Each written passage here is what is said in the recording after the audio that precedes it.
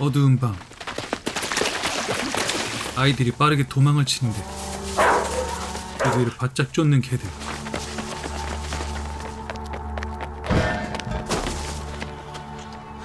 윤주야, 그냥 놓고 가자. 서로 다투던 사이 휘파람 소리가 들려옵니다.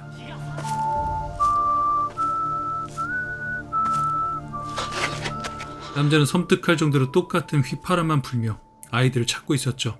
대체 무엇 때문일까요?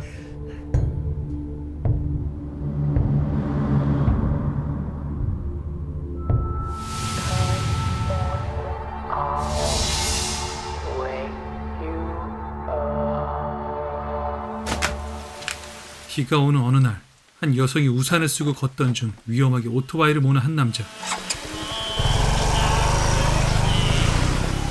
뒤에서 인기척이 들리더니 불안했는지 핸드폰으로 연락할 준비를 합니다. 이때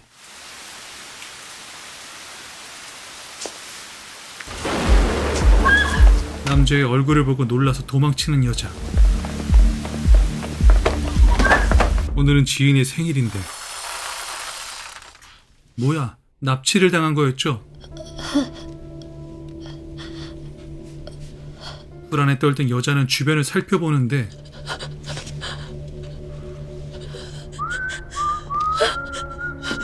또 휘파람 소리. 이번엔 소리가 바뀌었네요. 살려주세요.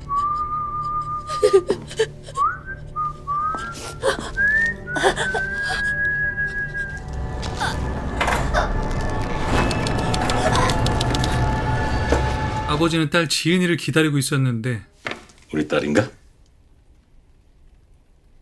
딸랑 문자 하나에 연락도 되질 않습니다. 뭔가 싸한 느낌이 드는데 백설아! 백설아! 아이고, 이놈의 새끼가 도대체 어디 간 거야? 할머니가 찾고 있던 건 아들이 아니고 강아지였죠. 아이고, 야, 이놈의 새끼야! 너 쓰레기 먹으면 혼난다 그랬지? 그거 다 써본 거요. 쓰레기 봉투를 열어보니 죽은 백지인의 시체였습니다.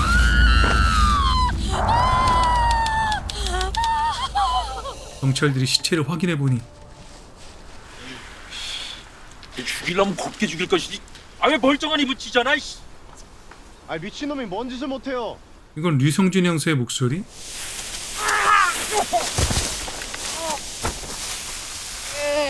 평범한 놈보다 미친 놈이 잡기 쉽다. 보지도 않은데 없는 미친놈인 줄 알고. 너 또 그 시신 체험했냐? 성준은 시신 체험까지 할 정도로 독특한 수사법을 사용했습니다. 아니 무슨 CCTV 한 대가 없냐? 걔가 아니었으면 시신을 발견하지도 못했을 거야. 저녁 즈음에 나타난 검은 차량. 검은 봉투를 어깨에 메고는 어디론가 향합니다. 이것은 성준의 추측이었죠. 뭔가 이상해. 예? 뭐가요? 시체를 저렇게 높은 곳에서 굴리면 똑바로 앉은 상태로 발견될 리가 없거든. 옆으로 눕거나 굴르면서 어딘가 긁히거나 부러질 수도 있고. 어차피 쓰레기처럼 버릴 거면서 왜 굳이 그 무거운 걸 들고 내려가서 곱게 놨을까? 주인이 아버지는 안치소에 있던 딸의 시체를 보자 결국 오열을 하고 맙니다.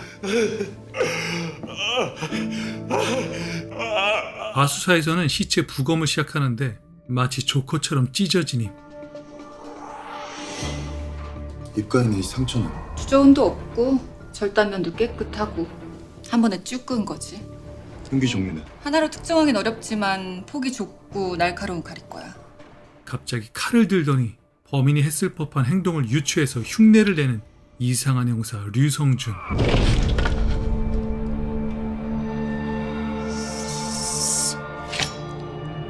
이랬나? 야, 이 미친놈아! 형사들이 조사 중 집 근처에서 마지막 문자가 보내졌다는 걸 알아냅니다. 일주일 전 아버지 백문강 씨가 실종 신고를 했지만 백진 씨가 보낸 문자 때문에 단순 가출로 처리된 상태였습니다. 뭐라고 문자를 보냈는데? 늦으니까 기다리지 말라는 내용이었습니다. 그런데 이상한 건 그 문자를 보낸 발신지가 여기 집 근처였습니다. 뭐야? 성준은 근처에 CCTV를 확인하던 중 오토바이 한 대를 쫓기 시작합니다. 1월 5일 밤 11시 전으로 이 여자 본 적 있어요? 저 안쪽 골목에서.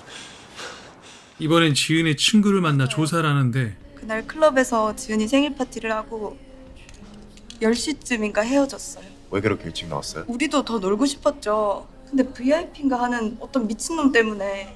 곧장 그 남자가 있는 클럽으로 향합니다. 아 왜? 재미가 없어? 그래 뿅 가는 걸 타서 주는 약쟁이 쉐키. 맞아. 좋은 거야. 병 가는 거. 야, 가자. 남자가 칼로 여자를 위협하던 그때 성준이 발차기를.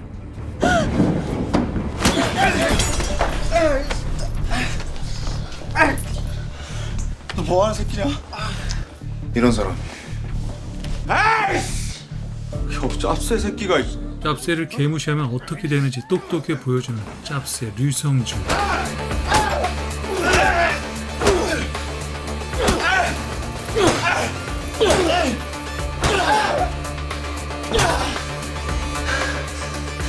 클럽에서 구해줬던 여자네요. 어디가? 화장실 갈 거거든요. 야 화장실 저기 있잖아. 지금 뭐 하시는 거예요? 평소 유나를 챙겨주었던 사회복지사 조은기. 왜 남의 손은 막 잡고 억지로 끌고 가고 그래요? 경찰서에서 겁도 없이?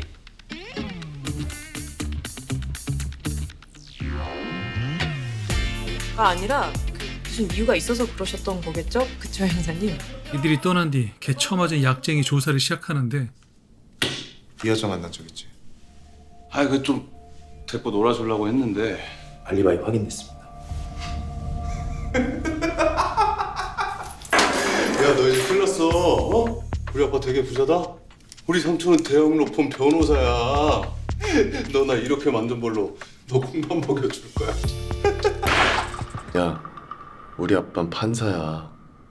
그것도 대법원 판사야. 까불지마. 아빠가 대법원 판사야. 야 우리 형도 판사다 이 새끼야. 성준의 형 판사 류성훈. 그를 기다리고 있던 건 전임 부장판사. 예, 무슨 사건인가요? 아주 뭐 자잘한 건데 마야 의대생이야. 머리도 좋고 아주 괜찮은 친구인데 순간 유혹을 이기지 못하고 실수를 한 모양이야. 아, 그 나이 땐 뭐 다 그러잖아. 그 나이 땐 다 그런다고? 이게 뭔 개소리야. 아주 괜찮다는 그 의대생 친구는 이미 마약 거래 및 복용으로 집행유예를 받았고 그 유예 기간이 끝나기도 전에 동종의 범죄를 저질렀으니 가중처벌이 불가피합니다. 회련지연 따지지 않고 법대로만 고소하는 직진 류성훈 판사. 유성준 형사라고 알지? 이번에 내 일회인을 때려서 전치 5주 나왔어. 고소한다고 아주 난린데 오늘 얘기 잘 되면 없던 일로 하고. 고소하십시오. 그리고 실망입니다. 한때는 판사로서 명망이 아주 높으셨던 분인데 이런 식으로 재판 거래를 하시다니. 아직도 이런 재판 거래라는 대한민국 쓰레기들이 꽤 많겠지. 넌 살인범 잡으라니까 왜 엉뚱한 사람을 잡아? 미성년자를 때리고 상습적으로 마약을 복용한 뽕쟁이가 왜 엉뚱한 사람입니까? 그리고 실패했지만 백지은한테도 물뽕 먹이려고 했던 놈입니다. 서장은 범인이 아닌 엉뚱한 뽕쟁이 잡았다며 광분하는 중. 아무튼 유성준이 너 독직 폭행으로 고소당했어. 착잡한 심정으로 집에 돌아왔는데 큰형과 비교질부터 당하는 가여운 성준이. 아, 너도 형처럼 판사 됐으면 얼마나 좋아. 아, 판사 뭐 아무나 되나. 자, 건배를 들자. 복지부 장관으로 지명된 나우키 여사를 위하여. 다행히 성준이를 고소한 뽕쟁이 사건 관련 재판은 형 성훈이 맡게 되었습니다. 집에 돌아와 성준이는 하소연합니다. 형, 그 약쟁이 말이야. 형! 할로아. 화 많이 났어? 유성준, 넌 왜 경찰이 됐어? 과거 성준이는 꽤 폭력적이었습니다. 학교 다닐 때 네가 뒷골목에서 애들 패고 다니는 거 볼 때마다 늘 조마조마했어. 저러다 이놈 사람 하나 죽일까 싶어서. 유성준!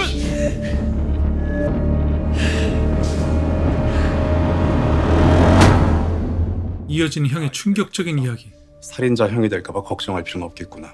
그런데 오늘 문득 이런 생각이 드네. 네가 경찰이 된 건 다른 이유가 있어서가 아닐까. 속상한 성준이 혼수를 하는 동안 태연하게 조각을 하는 성훈. 형제지만 둘의 성향이 너무나 달랐죠. 인수에서 백지은의 아버지를 찾아간 성준이. 그럼 혹시 칼을 쓰는 사람은요? 칼을 잘 쓰는 사람 얘기를 듣더니 반응을 보이는 어머니. 따님 남자친구나 주변 인물 중에 의대생이나 셰프 같은 칼을 쓰는 인물이 있나 해서요. 그놈 아니에요? 정씨 말이에요. 쓸데없는 소리 하지 마. 정 씨? 모르겠습니다. 일단 피해자 아버지 회사로 찾아가 보는데 이곳에는 칼을 쓰던 사람들이 가득했죠. 뼈를 건드리지 않고 기가 막히게 살만 발라내고 있어. 이때 누군가 칼을 숨기고 접근해 오는데 뭡니까? 여기 직원 중에 정 씨라고 있죠? 정 씨를 찾는다는 말에 다들 무섭게 성준을 노려보다가 한 남자가 자리를 피합니다. 지켜보던 성준은 정 씨가 정만춘이란 거 알아납니다. 접니다, 형님. 낮에 형사가 와서 형님 찾았습니다. 동료 형사들이 찾아낸 영상을 보고는 확인을 해보는데 이거 정만춘 맞죠? 직원을 설득해 정만춘이 숨어있던 곳에 도착했는데 이때 만춘이가 공격을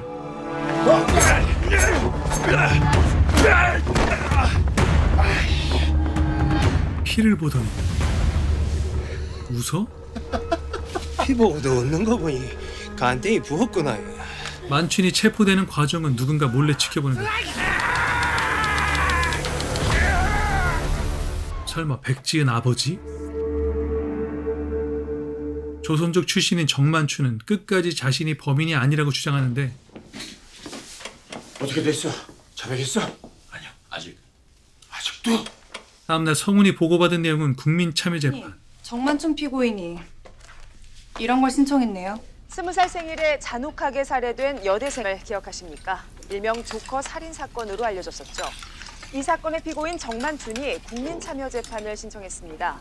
국밥집 할머니는 배심원 후보가 됩니다. 배심원 후보 됐네. 배심원? 조홍기까지 배심원으로 초대를 받죠. 재판 당일 배심원 후보들 중 추첨이 시작됩니다. 진짜 배심원이 누가 되는지는 재판 당일날 알 수 있어. 배심원으로 뽑힌 사람들의 사진을 하나씩 걸어두는 의문의 남자. 2022년 4월 14일 정만춘 국민참여재판 첫날.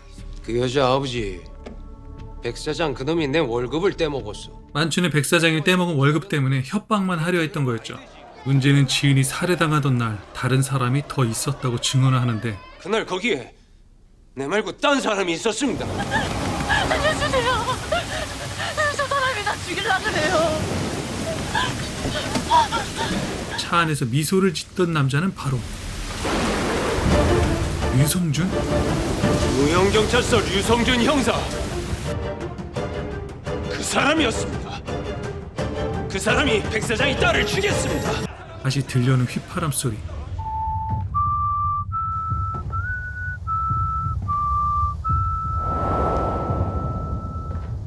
휘파람의 주인공은 백 사장이었습니다.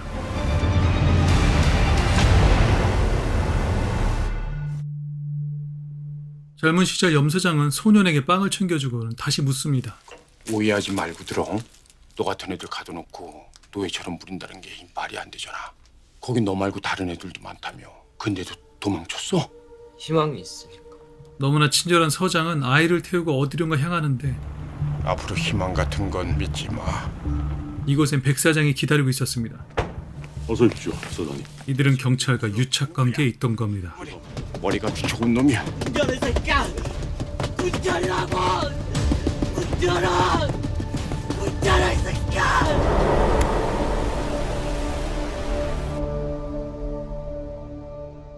다시 현재로 돌아와 만춘의 증언이 계속되는데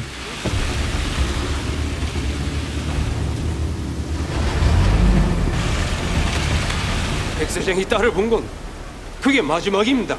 그런데 문제는 바로 차에 있던 남자가 류성준 형사라는 증언이었죠. 형 성우는 충격을 받을 수밖에 없었습니다. 이렇게 성준이 증인석에 서게 되는데 증인, 증거로 제시된 블랙박스 차량의 운전자가 누군지 확인했습니까? 네, 물론입니다.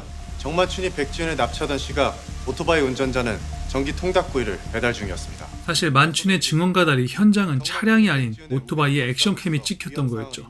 그리고 계속된 그의 증언. 헬멧에 달린 액션캠은 이 장면을 놓치지 않았습니다. 하지만 제가 정만춘이 범인이라고 확신할 수 있었던 것은 정만춘만의 독특한 범행 수법 때문이었습니다. 성준은 또 다른 피해자인 만춘의 동거녀를 찾아냅니다. 마스크 좀 벗어주실래요? 배심원들조차 만춘의 범행에 충격을 받게 되는데 만춘은 끝까지 성준이 살인범이라고 주장을 펼치죠. 백 사장 딸은 내가 아니다. 저건 다 저 형사가 꾸며낸 게다. 배심원들이 사건 자료들을 검토하는 중 5번 안태우가 왠지 불안해 보입니다. 5번 어디 아파요? 식은 땀까지 흘리는 거 보니까 몸이 안 좋은 것 같은데. 배심원들의 판결이 길어지는 동안 성우는 만춘의 말이 계속 마음에 걸렸습니다. 무용경찰서 류성준 형사 그 사람이었습니다. 그 사람이 백 사장이 딸을 죽였습니다. 하고 폭력적이었던 동생을 생각하면 결코 불가능한 일도 아니었으니까요. 배심원 판결 끝났습니다. 네. 잠시 후 배심원 결과가 나오는데 만장일치로 유죄 의견을 주셨습니다. 이때 만춘이 펜을 짚더니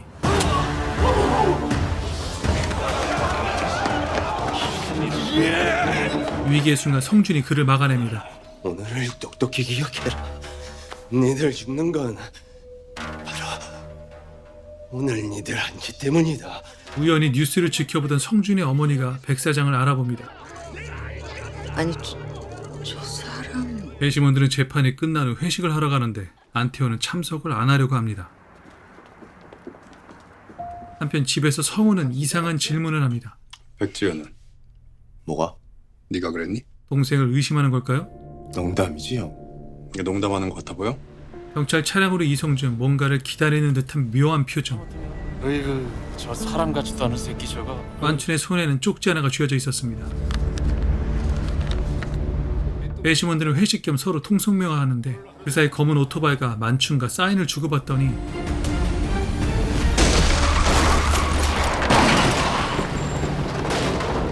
차량이 전복된 틈을 타 만춘이 탈출을 시도합니다. 그리고 뒤늦게 나타난 안태호. 뭐하는 짓이야? 아 그쪽이야말로 뭐 하는 짓이에요? 아니 내가 내 폰으로 셀카도 못 찍어요? 사진 찍히는 거에 꽤 민감한 모습을 보이죠.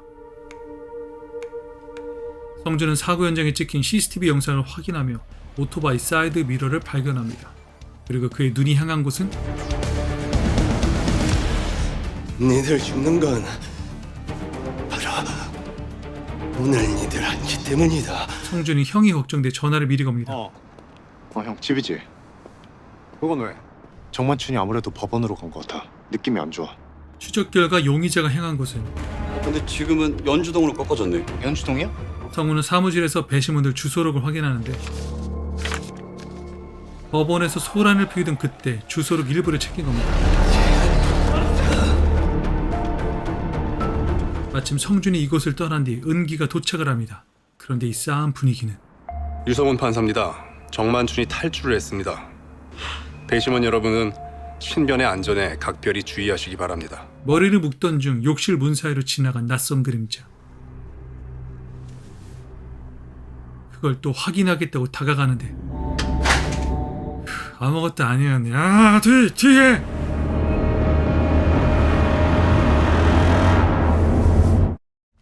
다음날 오전 경찰과 대치 중인 정만춘. 나부터 들어가고 돌아가. 작전을 세우던 중 단독으로 성준이 움직이기 시작합니다. 교섭자가 협상을 진행하는 동안 성준이 집 근처에 바짝 다가가는데 진짜로 2명을 쓴 거면 어떡하나 걱정까지 했어요. 이지를 발휘해 은기가 욕실을 도망칩니다. 이때를 놓치지 않고 성준이 집으로 뛰어듭니다.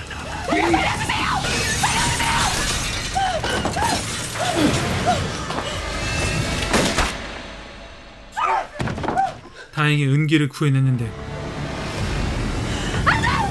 만춘의 칼에 찔려 쓰러지고 맙니다.